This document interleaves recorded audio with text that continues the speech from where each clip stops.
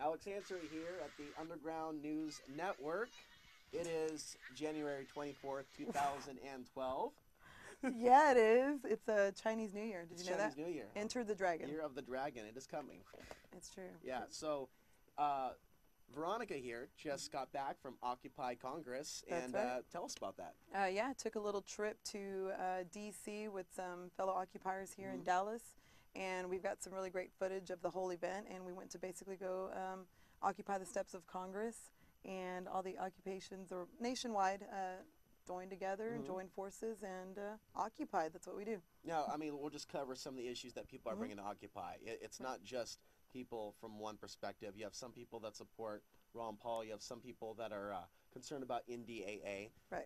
There's a lot of different concerns. Yeah. Um, Yeah, there's definitely a lot of different concerns, a lot of different types of people, all walks of life, Mhm. walking into the Occupy movement. But the general consensus, I guess you could say, the running theme Mhm. is, getting corporate lobbying, big money out of politics. Mhm. That's the number one thing. When you can get that going, then your voice starts to count, your vote starts to count again. So, what video would you like to start with? All right, well, this is a little video that I made on the trip Mhm. to DC. This was in the car, and let's just say 20 hours road trip. I thought I'd go ahead and make a little movie trailer of what people were going to see. Yeah, thank you. Trademarked by me. Not yet, but soon.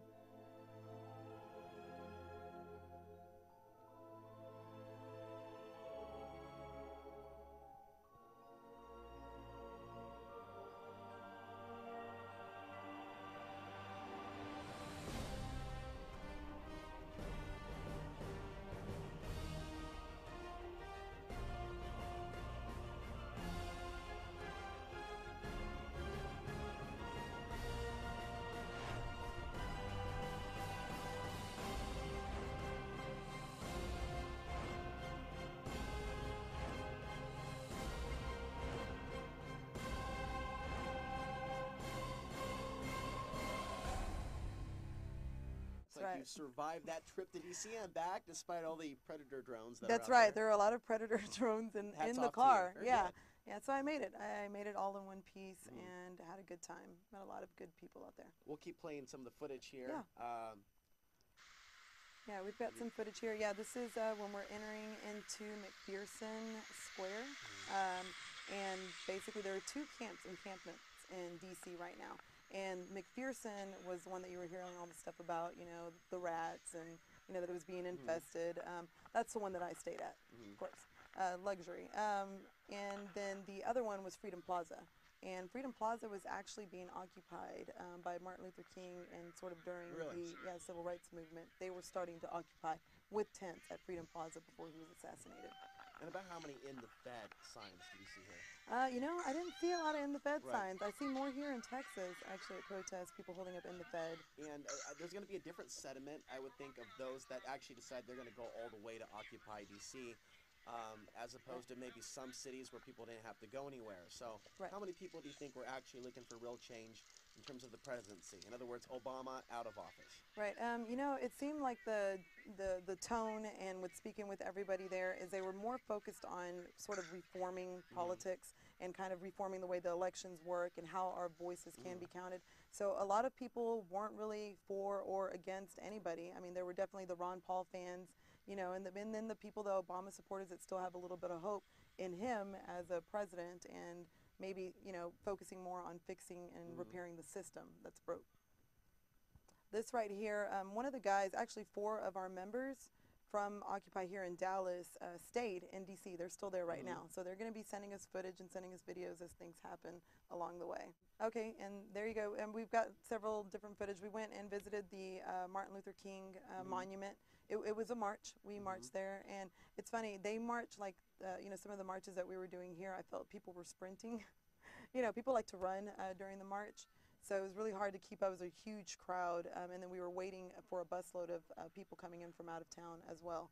A busload of people that actually had gotten thrown off Uh-huh. the bus. Do you remember the San Diego? People coming from San Diego. Did you hear that story? Uh-huh. Yeah, they got thrown off the bus by the bus driver because they were occupiers.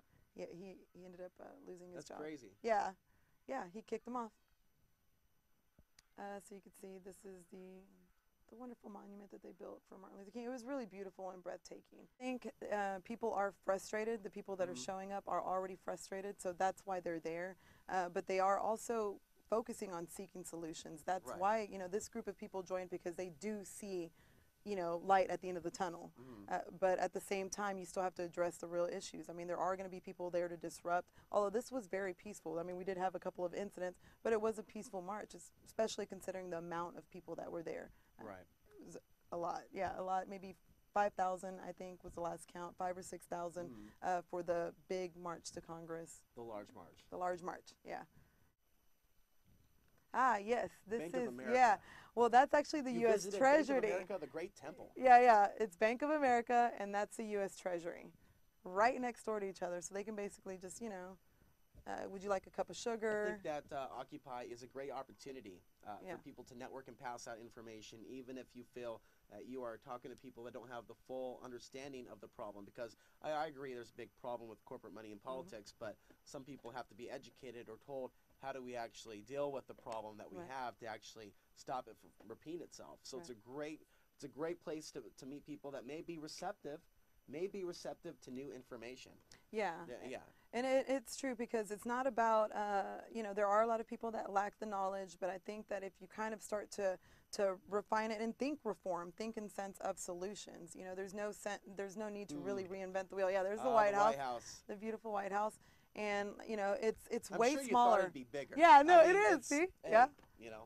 It's a lot smaller in really? person. We're scared of the people in this. I mean, seriously. We're scared of, One yeah. fence? I think actually I'm not so much concerned about this. I think I'm more concerned about the bank buildings that were right down the street on the way up there. Yeah, the Bank of America. Yeah, that was a big building. And guaranteed derivatives. Yeah, it's pretty intimidating. You know, it's one of those buildings that you don't really want to walk into. Well, this would be a great point in time to say how the video of the Chinese flag being raised in D.C. Oh, yeah. Because this is all very much symbolic of, you know, who's really running things, how things are shifting so fast. Yeah, and there comes a point in time where you have to sort of take back the control, you know? Yes. Take back the control. And as the people, if you stand together, this is when we were first getting ready to protest on the steps of Congress. And this was early in the morning. I think people started arriving at 9 o'clock. They had a couple of speakers, some really great guys come up, you know, and talk about the Occupy movement, occupiers. I wish if I had their names right now, I'd give them to you, but we can, you know, insert those later.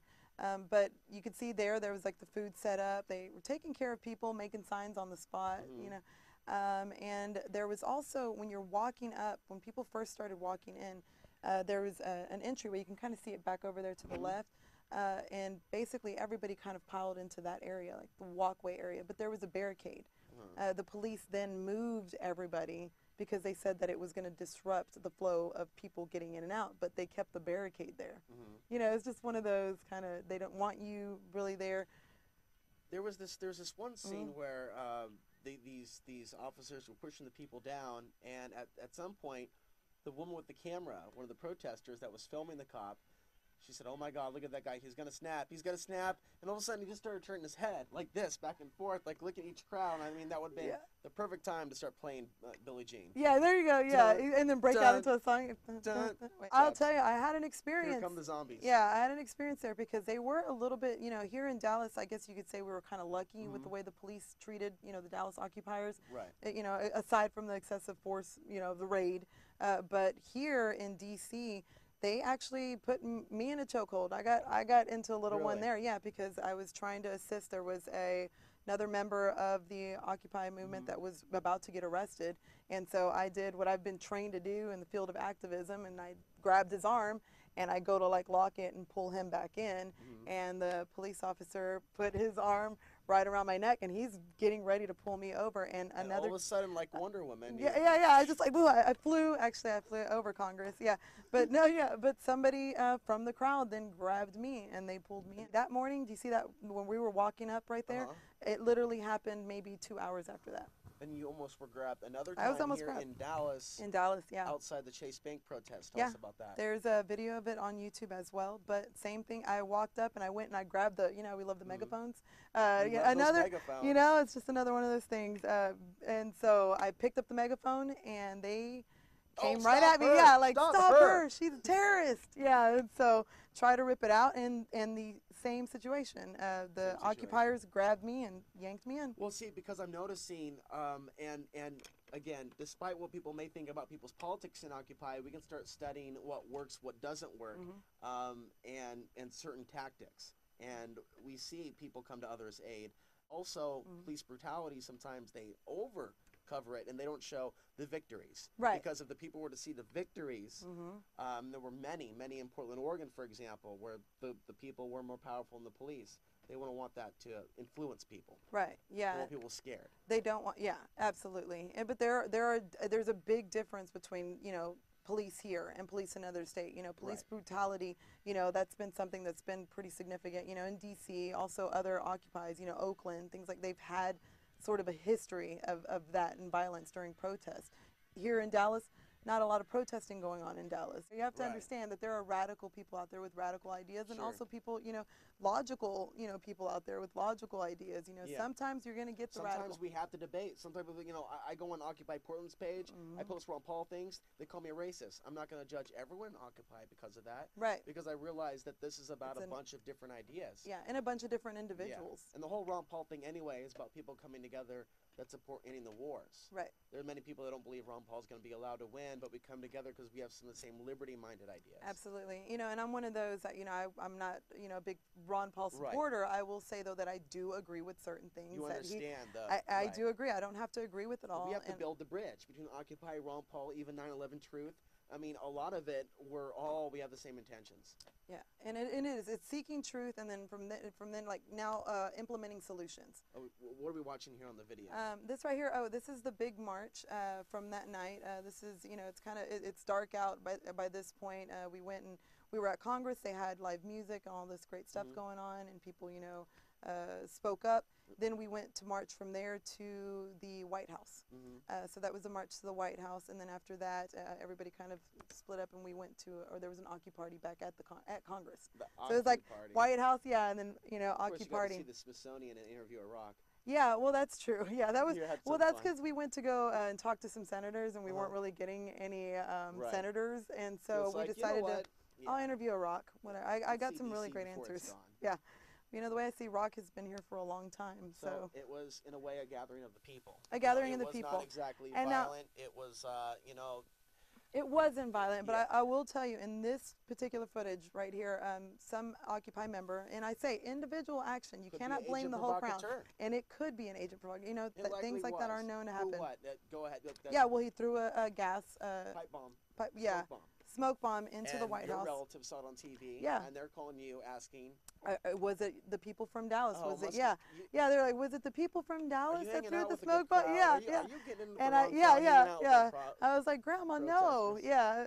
No way. It was it's a peaceful movement. Yeah. It's one of those, when Occupy was going on when it first started here in Dallas. I remember getting the call from my mom because she'd watched all the mainstream media, and she's like, oh no, it was more. It was panic. It was like, oh my God, what is going on? I'm watching the news right now.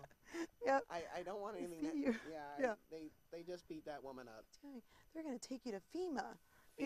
And my mom knows what FEMA is now, and she would have never known. But I'll tell you one thing that it does is it sparks the conversation. I go to FEMA for breakfast. Yeah. I went to FEMA here in Texas. Yeah, you did. That's a good video, by the way. We'll have to look that one up. Citizen YouTube. reporter goes to FEMA. That's some good. Interview denied. Which, by the way, is right over here. It's right in our. It's Denton, Texas. Denton, Texas. Well, we're gonna wrap it up. All right. Well, there you go. We apparently like to talk and hear ourselves talk a lot. So, if you would like to open up discussion. We're gonna continue with more great information here at the Underground News Network. Again, we really just broke in this facility through this particular production.